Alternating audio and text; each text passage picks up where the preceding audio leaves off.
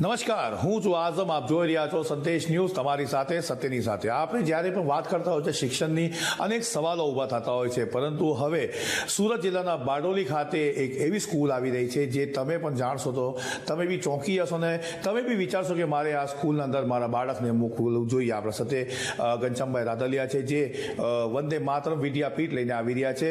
ઘનશ્યામભાઈ, તમારું સંદેશ ન્યૂઝમાં સ્વાગત છે. અને પ્રથમ સવાલ વાલીઓ તરફથી હું તમને કરીશ કે વાલી કેમ તમારી સ્કૂલના અંદર પોતાનું બાળક મોકલે?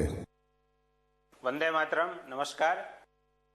વાલી શા માટે મારી સ્કૂલમાં બાળકને મોકલે? તો એમના મેઇન 3 રીઝન છે. પહેલું એક રીઝન એ છે કે બાળકની હેપીનેસ માટે, બાળક ખુશ રહે અને બાળકની અંદર જે અનલિમિટેડ જે પોસિબિલિટી છે એને ડેવલપ કરવા માટે, એમને એન્હાન્સ કરવા માટે, એમને વિકસાવવા માટે, ખાસ કરીને બાળક માટે પેરેન્ટ્સે ચિંતિત હોય છે. તો આ ચિંતાનું જે મેઇન રીઝન છે એમની પાછળના બહુ બધા અભ્યાસ એ અમે લોકોએ કર્યા છે અને એમનું પરફેક્ટ એક સોલ્યુશન એ વંદે માતરમ વિદ્યાપીઠ એ બારડોલીની અંદર રાયમ વિસ્તારની અંદર આ એક સ્કૂલ લાવી અને અમે આપી રહ્યા છીએ. એમાં મેઇન વસ્તુ એ છે કે બાળકોને એક તો સ્કિલ ઓરિએન્ટેડ શિક્ષણ મળે, નંબર 2 એક્ટિવિટી બેઝડ લર્નિંગ મળે, અને નંબર 3 એમના કેરિયર ઓરિએન્ટેડ જ્યારે એક પરફેક્ટ એક સોલ્યુશન જ્યારે પેરેન્ટ્સને મળતું હોય ત્યારે પેરેન્ટ્સની એ મોટી જે ચિંતા છે એ ચિંતા મુક્ત એજ્યુકેશન એટલે વંદે માતરમ વિદ્યાપીઠ. આ આખો કોન્સેપ્ટ તમે લાવી રહ્યા છો ત્યારે તમારા ધ્યાનમાં શું આવ્યું હતું કે આ સ્કૂલ તમે લાવવાનો વિચાર આવ્યો? કારણ કે ઘણી બધી સ્કૂલો તો છે પરંતુ તમારો કોન્સેપ્ટ અલગ છે. એ કોન્સેપ્ટ અલગ કેવી રીતે છે? તો વંદે માતરમ વિદ્યાપીઠ જે છે ને એમનો કન્સેપ્ટ બીજા કરતાં ખાસો ડિફરન્ટ છે એવું હું પર્સનલી કહી શકું એટલા માટે કે વંદે માતરમ વિદ્યાપીઠમાં સૌ પ્રથમ બાળકના ઓવરઓલ ડેવલપમેન્ટ માટે જે કરવું પડે દરેક બાબતોને ત્યાં એવી રીતે એક સિંક્રોનાઇઝ કરવામાં આવ્યું છે કે જેનાથી બાળક એ અલ્ટિમેટલી ખુશ રહે, હેપી રહે અને પોતે કરી શકે. કેવી રીતે? તો નંબર 1 360 ડિગ્રી હોલિસ્ટિક ડેવલપમેન્ટ. આ એક સિસ્ટમથી વંદે માતરમ વિદ્યાપીઠ આગળ વધવા જઈ રહ્યું છે. આ 360 ડિગ્રી હોલિસ્ટિક ડેવલપમેન્ટ છે શું? તો 360 ડિગ્રી હોલિસ્ટિક ડેવલપમેન્ટ જે છે એમાં નંબર 1 પહેલી વસ્તુ એ છે કે ભાઈ બાળક જેમ બોડી બનાવવા માટે જેમ જીમમાં આપણે જતા હોઈએ સ્વાભાવિક છે, પણ બ્રેનને ડેવલપ કરવા માટે આપણે કોઈ જગ્યાએ જતા નથી હોતા. તો આ એક એવી પહેલી સ્કૂલ બની રહી છે, મારા નોલેજમાં એવું છે કે કદાચ ઇન્ડિયામાં પહેલી એક સ્કૂલ એવી બની રહી છે કે જેમાં બ્રેન ડેવલપમેન્ટ જીમ એ વંદે માતરમ વિદ્યાપીઠની અંદર અમે લોકો લાવી રહ્યા છે. નંબર 2 કે ખાસ કરીને પ્રાઇમરી એજ્યુકેશન એક એક્ટિવિટી સાથે જો બાળકોને એક અનુભવલક્ષી શિક્ષણ આપવામાં આવે તો લાઈફ ટાઈમ એમને એ વસ્તુ યાદ રહેતી હોય છે. સ્વાભાવિક છે, આપણને પણ આપણું બાળપણ ખૂબ યાદ હોય, બરાબર? એમ આ બાળકોને એમનું બાળપણમાં અત્યારે શું છે? તો મોબાઈલ છે અને મોબાઈલની ગેમો છે. આ સિવાયની બીજી કોઈ દુનિયા જ નથી. તો આપણે એજ્યુકેશન સિસ્ટમમાં એવું કંઈક લાવીએ કે જેથી કરીને બાળકોનું રિયલ ડેવલપમેન્ટ થાય. તો એમના માટે વંદે માતરમ વિદ્યાપીઠ જે છે એ એક્ટિવિટી બેઝડ લર્નિંગ અને ખાસ કરીને સ્કિલ ઓરિએન્ટેડ એજ્યુકેશન એ વંદે માતરમ વિદ્યાપીઠની એક યુનિકનેસ છે. ઘનશ્યામભાઈ, તમે જેમ કીધું કે સ્કિલ ડેવલપમેન્ટ, તો એ માત્ર વર્ગખંડ સુધી સીમિત રહેશે કે પછી એનેથી બહાર બી લઈ જવામાં આવશે? આમ આપણે જાણીએ છીએ કે ભાઈ એજ્યુકેશન એમ 4 દિવાલોની વચ્ચેનું એજ્યુકેશન એ નથી. એજ્યુકેશન એ દિવાલોને બ્રેક કરી અને જે બહારની દુનિયાની અંદર જ્યારે આપણે બાળકોને લઈ જઈએ સાચું એજ્યુકેશન છે. તો આપણું જે મેન જે ઇન્ટેન્શન એ છે કે દરેક બાળકની ઇન્ડિવિજ્યુઅલ એક પ્રોફાઇલ બને. કઈ રીતની પ્રોફાઇલ બને? તો એકદમ સિસ્ટમેટિક કે બાળકની અંદર હાલમાં શું એમની અંદર પોસિબિલિટી છે, એ કઈ જગ્યાએ જવા ઈચ્છે છે, એમનો ગોલ શું છે, એ ગોલ ઓરિએન્ટેડ સ્કૂલ એમના માટે શું કરી શકે એમ છે, કેટલા કલાકો એમની પાછળ સ્કૂલ કાર્ય કરી શકે એમ છે, કયા કોચ અથવા કયા ટીચરોને એમની પાછળ એ બાળકોના ડેવલપમેન્ટ માટે એ આપી શકે એમ છે, પેરેન્ટ્સ દ્વારા કયા કયા એફર્ટ લગાવવા જોઈએ. તો આમનું એક કમ્પ્લીટ એક એવું એક સોલ્યુશન બાળકોને મળે કે જેમાં બાળકોનું 1 વર્ષનું ટોટલી પ્લાનિંગ એ શરૂઆતથી થઈ જશે કે બાળકની અંદર કઈ સ્કિલને આપણે ડેવલપ કરવી છે. તો એમનું એક આખી સરસ મજાની જેમ એક કોઈ વ્યક્તિની પ્રોફાઇલ બને એમ આપણા બાળકોની પણ એ પ્રોફાઇલ એ આપણું આ વંદે માતરમ વિદ્યાપીઠની અંદર અમે બનાવીશું.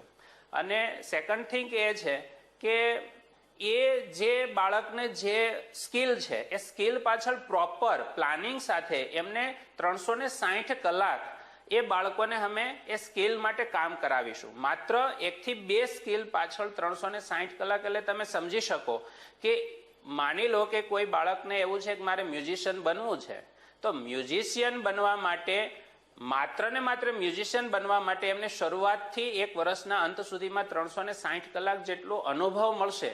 તો તમે સમજી શકો કે બાળકનું કોન્ફિડન્સ લેવલ કયા લેવલ ઉપર એ આપણે ડેવલપ કરી શકીએ. નંબર 2, એમનું રિઝલ્ટ કયા લેવલ ઉપર આપણે લઈ જઈ શકીએ. નંબર 3, એમને કેટલી ખુશી આપણે આપી શકીએ. તો આ પ્રકારનું એજ્યુકેશન સિસ્ટમ એ વંદે માતરમ વિદ્યાપીઠની એક આઈડેન્ટિટી બનવા તરફ વંદે માતરમ જઈ રહ્યું છે. ઘનશ્યામભાઈ, તમે જેમ કીધું તેમ વંદે માતરમ વિદ્યાપીઠ છે તે સુરત જિલ્લાના બારડોલી તાલુકામાં છે. તો આ માત્ર દક્ષિણ ગુજરાતના વિદ્યાર્થીઓ આવી શકશે? વાલીઓ કયા કયા એના અંદર ભાગ લઈ શકશે? કારણ કે વાલીઓ જે જોઈ રહ્યા છે આખા ગુજરાતમાં જોઈ રહ્યા છે. વંદે માતરમ વિદ્યાપીઠ જે છે એમના 2 બહુ મહત્વના પાર્ટ છે.